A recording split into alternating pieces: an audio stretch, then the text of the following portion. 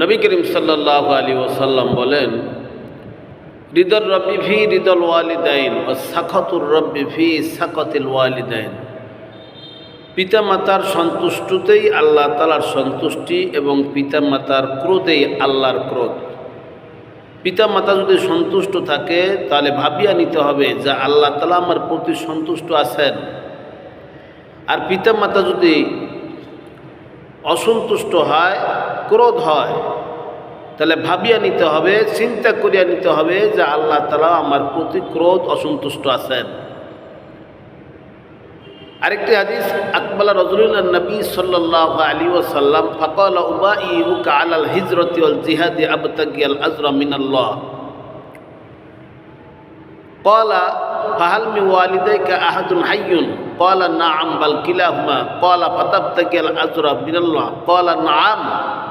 ক্বালা ফারজি ইলা ওয়ালিদাইকা ফাআহসিন সুহবাতাহুমা।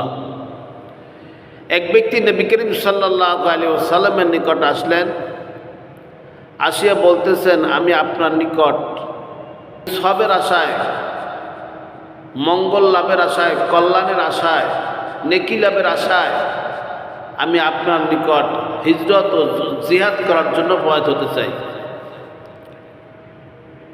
নবী করিম সাল্লাল্লাহু আলাইহি ওয়াসাল্লাম তাকে হিজরতের বয়াত করলেন না, জিহাদ করার বয়াত করলেন না, বরং বললেন, ফাহাল মি ওয়ালিদাইকা আহাদুন হাইয়ুন? তোমার পিতামাতার মধ্যে কি কেউ জীবিত আছে? তখন লোকটি জবাব দিল, হ্যাঁ, আমার পিতামাতা উভয় জীবিত আছে। নবীজি সাল্লাল্লাহু আলাইহি ওয়াসাল্লাম বললেন, তুমি কি নেকি লাভের আশা করো, পুণ্যের আকাঙ্ক্ষা করো? লোকটি জবাব দিলে, হ্যাঁ, আমি নেকি লাভের আশা করি, কল্যাণ লাভের আশা করি, পুণ্যের আকাঙ্ক্ষা করি। রাসূল করিম সাল্লাল্লাহু আলাইহি ওয়াসাল্লাম বললেন, তবে তুমি তোমার পিতা মাতার নিকট গমন করো এবং তাদের সহিত মধুর ব্যবহারে অবস্থান করো। সুবহানাল্লাহ।